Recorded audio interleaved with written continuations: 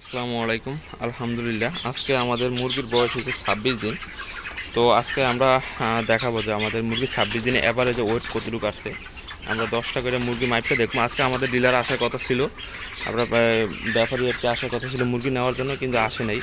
তো আজকে আমাদের মুরগি 26 দিনে 800 মুরগি খাবার খাইছে, আপনার 30 বস্তা খাবার খাওয়া হয়েছে। তো 30 বস্তা খাবারে আপনার অ্যাভারেজে ওয়েট কতটুকু আছে সেটাই দেখাবো। ওই জায়গায় কয়টা 10টা হয়েছে। তো এখন আপনারা 10টা করে মাপলে আপনার অ্যাভারেজের হিসাবটা বের হয়ে যাবে আপনার কতটুকু আসে। তো দেখি এই জায়গায় 10টা মুরগি নেওয়া হয়েছে। তো 15 কেজি 800 গ্রাম এই জায়গায় আসছে আপনার 10টা মুরগি আসছে 15 কেজি 800 গ্রাম। তাহলে অ্যাভারেজে আপনি যদি হিসাব করি তাহলে 1.5 কেজির উপরে আসছে পড়ছে মুরগি অ্যাভারেজ হিসাবে। আপনার এই জায়গায় কিছু আবার দেখা যায় যে আপনার 900 গ্রামও আছে, 1 কেজি 900 গ্রাম, কিছু আবার 2 কেজিও আছে, আবার কিছু আবার আছে আপনার 1100-1200 গ্রাম। তো অ্যাভারেজে এই জন্য 10টা করে মাপছি। তো 10টা করে মাপলে আপনার একুরেট হিসাবটা পাওয়া যায় যে আপনার অ্যাভারেজে কতটুকু আসছে। তো 3টা করে মাপলেও বোঝা যায়, কিন্তু আমরা 10টা করে মাপছি, কারণ আমরা আপনার যখন ব্যাপারীরা নিবে, যখন আমাদের ডিলারে মুরগি নিয়ে যাবে, তখন কিন্তু ওই জায়গায় আপনার 10টা করেই মাইপে দিই। তো সেই ক্ষেত্রে আমরা 10টা করে মাইপে আপনাদেরকে দেখাইছি। আর আরেকটা বিষয় হয়েছে যেটা আপনার সাথে শেয়ার করি, মানে আমরা তো এই জায়গায় 3টা সেট করে দিছি। এই একটা সেট, এই জায়গায় রাখছি 300 মুরগি, এই জায়গায় রাখছি 250 মুরগি, মাঝখানে সেট, ওই পাশে রাখছি 240টা মুরগি। তো আমাদের টোটাল 800 মুরগির ভিতরে আপনার 10 থেকে 15টা মুরগি কাটছে, আর ছিল আপনার যেগুলো ওগুলো বাকিগুলো আর কি ওটার ভিতরে। এটার ভিতরে 300, এটার ভিতরে হচ্ছে 250, আর ওটার ভিতরে হচ্ছে বাকি যে কটা ছিল 800-তে। তো আমরা যে জিনিসগুলো আসলে লক্ষ্য করতে পারতেছি, মানে আমাদের এই সালানে মানে কিছু মুরগি অনেক অনেক মুরগি পড়ছে।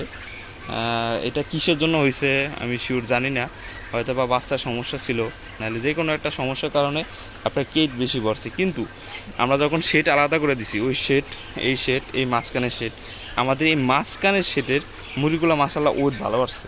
ঠিক আছে, আপনার এই প্রথম শেডের থেকে আপনার এই শেডের ওয়েটগুলো ভালো আসছে, তারপরে ওই শেডের ওয়েটগুলো আপনার মিডিয়াম আছে, কিন্তু প্রথম এই শেডটার মুরগির ওয়েটগুলো আপনার তুলনামূলক একটু কম আসছে।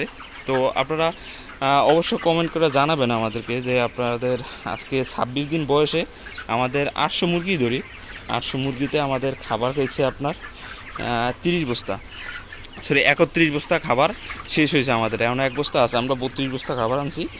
আর এই জায়গায় আমরা গেছে কালকে আর আজকে আমাদের বাড়িতে 29টার মতন মুরগি বিক্রি হয়েছে। ঠিক আছে, আর এখনও যা আছে, আমরা এত মুরগি তো আমাদের এলাকা চলবে না, তো যেগুলো আছে এগুলো আপনার কালকে, আজকে আমাদের ডিলারের সাথে কথা হয়েছে, কালকে হয়তো বা আইসা তারা নিয়ে যাবে। তো ইনশাল্লাহ আমরা আপনাদের সাথে জানাবো যে আমরা কয় টাকা করে মুরগি দাম পাইছি, আপনার কত করে আমাদের ব্যবসা হয়েছে, আর আমরা টোটাল হিসাব জানাবো যে আমাদের এই চালানে লাভ হবে নাকি লসকান হয়েছে, ইনশাল্লাহ আমরা জানাবো। তো তার জন্য ওয়েট করতে হবে, কালকে অথবা পরশু দিনের মধ্যে আপডেট ইনশাল্লাহ পেয়ে যাবেন। আর আরেকটা বিষয় হচ্ছে আপনার মানে এরকমের আপনারা চাইবেন যে এরকমের শেড আলাদা আলাদা শেড করে দিতে, তাহলে আপনার মুরগিগুলো এই শেডের মুরগি ওই শেডে যায় না, ওই শেডের মুরগি ওই শেডে যায় না, তখন আপনার দেখা যায় যে একটা গায়ের উপর একটা মুরগি ওড়ে না, আর মুরগি একটু ফাঁক থাকে, আর মুরগির ওয়েটটা ভালো আসে।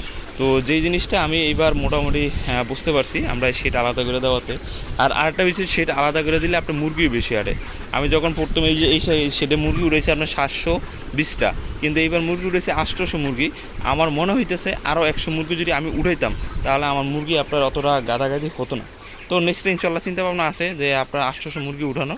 তো সবাই ভালো থাকবেন, আমাদের জন্য দোয়া করবেন। ইনশাল্লাহ আমরা বেচা বিক্রির পরে আমরা আপনাদেরকে জানাবো যে আমাদের কী রকমের লাভ হয়েছে না লস হয়েছে, কত টাকা লাভ হয়েছে, সেটা একেবারে একুরেট হিসাব জানাবো। ঠিক আছে, 1 টাকাও মানে কোনো দইসই নেই, একেবারে যেটা আমাদের লাভ হবে সেটাই আপনারা জানাবো। আপনারা যারা নতুন খামার দিতে চান তাদের জন্য খুবই উপকার হবে। অনেকে আছে মিথ্যা টিথ্যা বানায় বলে, মানে আমার কাছে ওইরকম কোনো মিথ্যা কিছুই পাবেন না ভাই, আমি আমার খামারে ভিতরে আছি।